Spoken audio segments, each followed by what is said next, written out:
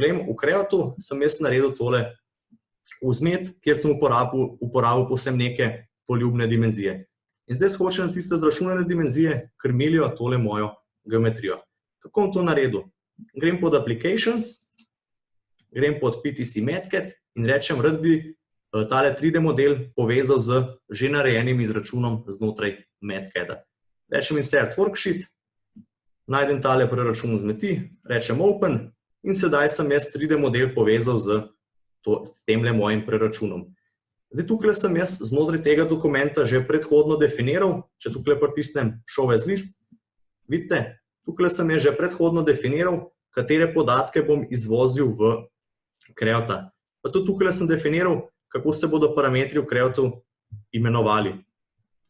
Sprav, te 3 podatke bom izvozil v Creata, zdaj iz Creata v Matcat pa bom uvozil višino vzmeti. Prav, vidite, tudi to sem tukaj noter definiral.